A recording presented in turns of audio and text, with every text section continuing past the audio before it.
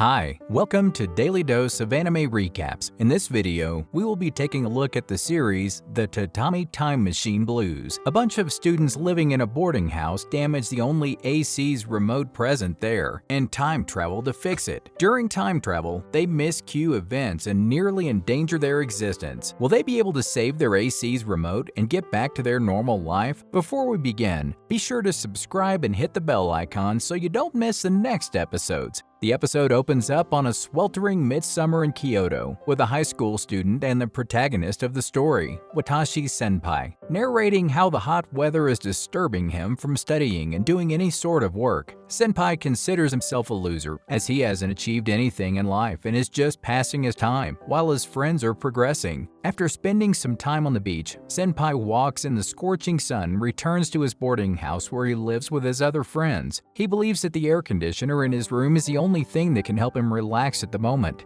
To his surprise, when he arrives in the hallway, he finds his friends waiting for him. He notices that his friends are using his AC and immediately turns it off. Suddenly, Senpai's friends approach him and ask him if he is really going to do the thing. Senpai gets confused as he has no idea what his friends are talking about. Right then, Ozu, one of Senpai's friends, comes closer to him and informs him that they are waiting to see him dance naked. Senpai gets shocked after hearing this, and when Ozu shows him a sample of the dance, he accidentally knocks an open Coca-Cola bottle and spills it over the AC's remote. Senpai rushes to the remote and tries to dry it out, but it is already damaged. The scene then shifts to Ozu and Senpai lying on the floor of Senpai's room. In the background, Senpai mentions that they are currently in the Shimagamo Yososiao boarding house. He states that their boarding house is so hot that it will be difficult for them to stay there without the AC. Furthermore, the entire building had only one AC, and now that too has stopped working. Senpai then yells at Ozu for damaging the AC's remote. He then mentions that Ozu is his friend from high school and he studies in the same year as him. Instead of accepting his mistake, Ozu blames his other friends, Akashi for suggesting using the AC, Jogasaki for using the remote without permission, and Hanuki for placing the Coca-Cola bottle beside the remote. Following this, Senpai starts to explain how a student 2 years senior to him installed the AC in the boarding house room 209. To the dismay of the nearby residents, he calls himself lucky to get the same room after the senior student graduated and left the boarding house. Back to the present, Ozu does not show any signs of regret for damaging the AC's remote, which annoys Senpai. Both of them take off their shirts because of the hot weather and start fighting. While they are fighting, Akashi, a beautiful girl who is 1 year junior to them, arrives at their room and calls them idiots. Akashi is a member of the Migoshi Film Club, and she frequently writes scripts and churns out student films from her own unique perspective. According to Senpai, Akashi is using her summer holidays the most. She wakes up early, reads in the library, writes scripts, and films it at the end of the day. While the three of them are conversing, there is an announcement for Saitaro Higuchi, the master and the oldest student in the boarding house, asking him to pay the rent. Akashi then tells Senpai and Ozu that she visited almost all of the electronics repair shops but failed to find anyone who could repair their AC's broken remote. She also mentions that she has left the remote in one of the shops, but with very little hope to get it fixed. Following this, Ozu seems carefree and requests Senpai to join them to go see the Gozen no Okarubi bonfire. To their dismay, Akashi tells him that she will not attend the bonfire and has already made plans with someone else. Here, it is revealed that Senpai has feelings for Akashi but is afraid to confess to her. In the background, Senpai mentions that they have begun shooting for Akashi's new movie titled A Tale of Cowards at the Fall of the Shogunate, Samurai Wars. The scene then shifts to August 11th, the day of the movie shoot for Akashi. For the movie shoot, a large crew has arrived at the boarding house, including a screenplay writer, Ajima. Though the story of the movie is not that appealing, Senpai is working there for Ashima. Despite facing a lot of troubles while shooting, the cool and composed nature of Akashi manages everything and completes the shoot in a day. After that day, while Akashi, Ozu, and Senpai are taking a look at their footage of the day, a shabby-looking young boy enters the hallway. Senpai asks him if he is new there or looking for someone. To their surprise, the boy replies that he is neither new nor looking for someone in the boarding house. Right then, the master, Higuchi, walks out of the room, and the boy is shocked to see him there. After this, the boy apologizes for disturbing them and walks away. Higuchi also decides to pay his rent and walks towards the manager, with Ozu following him. Akashi and Senpai are alone in the hallway. Senpai remembers his failed attempts to ask Akashi to attend the bonfire together. At the same time, Akashi calls him and asks him to look at her laptop screen. She shows them the movie footage from their previous shoot and asks him to focus on Ozu. Senpai is shocked to see two Ozus on the screen at the same time. Akashi asks him if Ozu has a twin brother, but Senpai seems to have no idea about it. Suddenly, Hanuki and Jogasaki arrive there. In seeing them, Akashi shuts her laptop. Watashi then realizes that he should not share the information about Ozu's twin with them. Afterward, the four of them start conversing and Jogasaki starts wandering in the hallway. Soon, he collides with the pile of old appliances kept in the corner and while placing them back, finds a strange-looking device with a seat attached to it. After looking at the orientation of the device, Akashi states that it could be a time machine. Together, they come closer to the device and find the dates that could be adjusted with a button for the past or future. While they are discussing who could have built it, Higuchi and Ozu arrive there. Higuchi seems to have an idea about the time machine, but mentions that he has never witnessed it before. To check the authenticity of the time machine, Higuchi asks Ozu to take a seat on the machine and set him to travel a day in the past. Following his master's order, Ozu takes a seat on the machine and turns it on. In a flash, he disappears from there, leaving everyone in a state of disbelief. No one believes that the time machine actually worked and starts searching for Ozu around the boarding house. But after some time, Ozu returns to the same place in the hallway and informs him that the time machine really works. He tells him that he actually traveled the day before and looked at the shooting happening outside. Hearing this, Akashi immediately turns on her laptop and shows everyone the footage where she noticed two Ozus. With the footage, all of them agree that the time machine works. In the following scene, the whole group is looking at the time machine, declaring Ozu as the first time traveler. They figure out that with the time machine, one can travel 99 years to the past or future, but there is no button to set the exact time of the day. While the group is discussing all this, Ajima arrives there and asks Senpai to return his glasses. He also recognizes the time machine but refuses to believe that it actually works. To make Ajima believe, the group starts discussing which time period they should travel. Some mention traveling to the future and observing the development, while others suggest traveling to the past and playing with the dinosaur.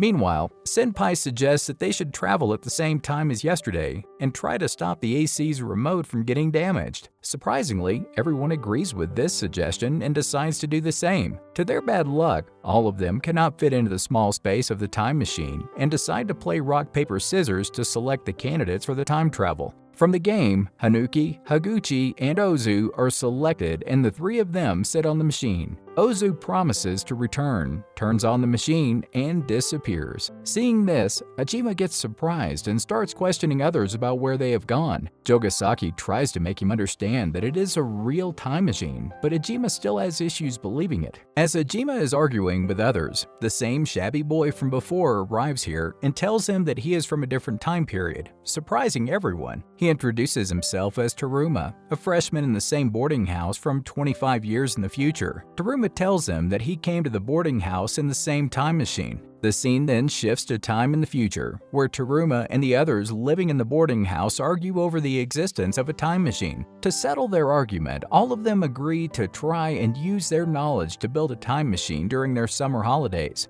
We can clearly see the group facing troubles and working hard to build the time machine. Finally, after 3 months, they successfully build the time machine. To check the machine, the group uses Teruma as a subject and sends him to 25 years in the past. Back to the present, Teruma tells Senpai and the others that he arrived here in the morning and had hidden the machine in the corner. He then mentions that Higuchi still stays in the boarding house even after 25 years and in the same room 210. Teruma asks the group about this time machine and Senpai tells him that his friends have taken it for a ride. Without overreacting, Teruma sits on the bench stating that he will set the time and return to his friends on the same date. With this statement, the group realizes that Teruma himself does not know much about the time machine and is just a guinea pig for the test. While waiting for Ozu and Hanuki to return, the group starts talking to Teruma and asks him about what Kyoto City looks like in the future. Teruma tells him that Kyoto City is similar, but with the oasis changed to a shopping complex. He also tells him about the bonfire and the used book fair. To everyone's surprise, Teruma mentions that his father used to live in the same boarding house and his mother used to visit him frequently. Listening to this, Jogasaki suggests Teruma stay away from interacting with his parents. He figures out that if someone changes the past, then it will definitely change the present and the future outcomes. At the same time, the time machine reappears, with a message attached to it. In the message, Ozu is asking the group to join them in the past. After reading the message, Senpai and Akashi decide to travel to the past and inform others that changing the past will cause problems in their future. Wasting no time, Senpai sets the time machine to the same time as the previous day and turns it on. In a flash, the two arrive at the hallway in the past, while the rest of the crew is filming the movie. Senpai enters his room to search for the remote but fails to find it. He assumes that Ozu might have taken it and starts searching for them. To their bad luck, Ajima and Jogasaki from the shoot notice them and ask what they are doing there. Akashi lies to them by telling them that they are discussing the script. Making the situation worse, Hanuki from the future also arrives there and welcomes Akashi and all others to the past, confusing Jogasaki and Ajima.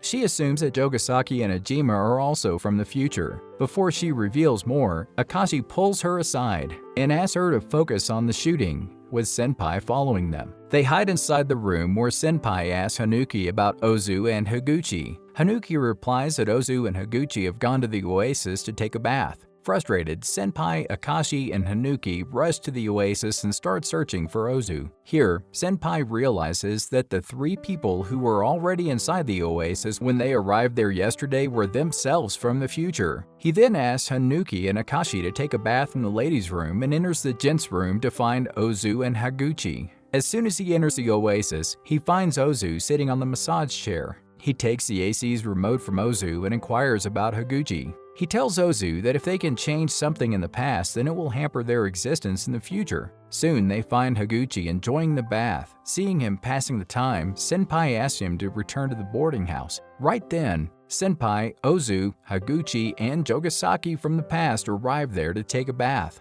To hide from them, Senpai suggests that they cover their faces with the towel and stay inside the oasis. As suggested by Senpai, Hanuki makes a noise and the Senpai from the past exits the oasis in a hurry. Seeing this, Ozu from the future decides that he should find out where Senpai is heading and starts following Senpai. Worried about Ozu finding him following Akashi, Senpai from the future hands over the AC's remote to Akashi from the future and goes behind Ozu. On the way, Ozu keeps an eye on Senpai from the past, following Akashi to the used book fair. At the same time, Senpai approaches Ozu and tells him that they should not try to alter the past, but he refuses to believe it and keeps on following Senpai and Akashi. Sadly, Ozu notices that Senpai from the past retreats without approaching Akashi and asking her out to see the bonfire. He tries to stop Senpai from the past, but Senpai from the future stops him and suggests they should return. After this, the two return to the boarding house and find Akashi waiting for them. To their dismay,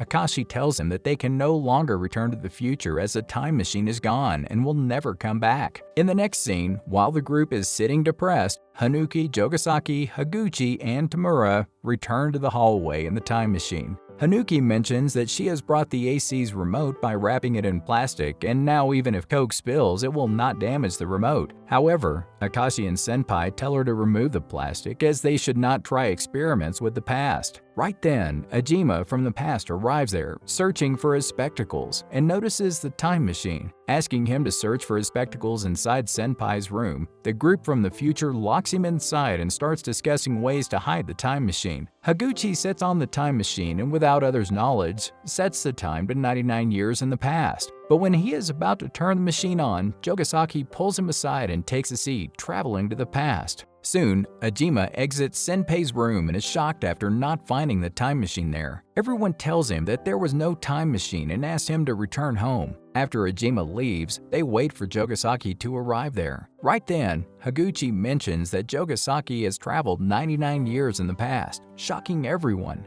Senpai states that prior to 99 years, the area was covered in a swamp. Moments later, Jogasaki returns to the hallway covered in mud and sadly mentions that he has dropped the AC's remote in the swamp. When the group is having trouble figuring out ways to find the remote, Tamura sits on the machine and assures them that he will find the remote for them and disappears in a flash. After some time, Tamura returns with the remote of the AC from the future. He says that he visited his room and brought the remote for them to use. Everyone is surprised to know that the AC is still working even after 25 years. However, Senpai accepts the remote and thanks Tamura for his gratefulness. He then places a remote on a table inside his room. With their problem solved, the group then decides to travel to their real time in the future. Everyone stands on the platform of the time machine, but due to some reason, Akashi asks Senpai to stay there and assures him that she will come back for him. Senpai also agrees with Akashi and follows her request. Soon the group disappears, leaving Senpai alone in the hallway.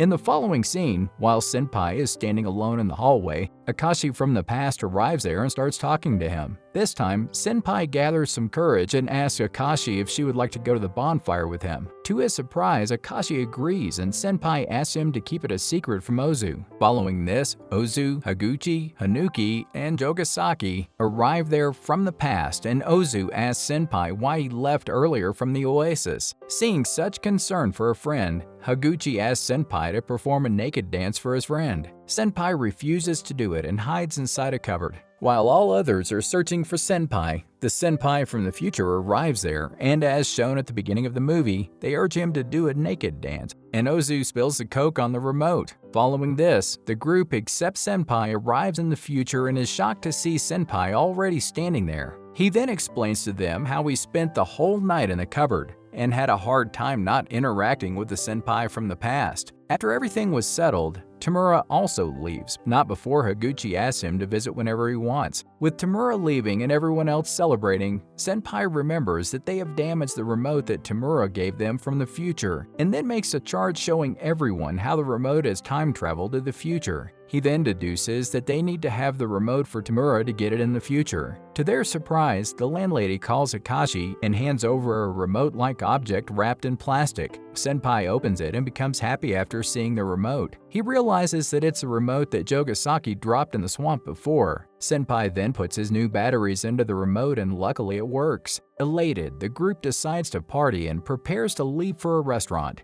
At this time, when Senpai returns to his room to retrieve Hajime's spectacles, Tamura again appears there, informing Senpai that he left his bag. Senpai tries to pick up the bag, but accidentally spills it, and a frog-like toy called Mokiguma pops out of it. Seeing this, Senpai remembers that he saw a similar Mokiguma with Akashi. Tamura tells him that it's a token given to him by his mother when he left for boarding school. Here, it is revealed that Tamura is actually Akashi's son. Senpai then tries to ask Tamura about his father, but to his dismay, Tamura refuses to tell him anything and leaves. Following this, Senpai joins the group and they leave to celebrate their day. On the way, Akashi tells Senpai that she will go to a bonfire with him and also mentions that no matter what they do, the future is determined and they cannot change it but travel through it. With Senpai still thinking about Tamura's father, the group goes to a restaurant to party. The episode ends with a short clip of Senpai and Ozu suggesting the idea of the movie script to Akashi, and she readily accepts it.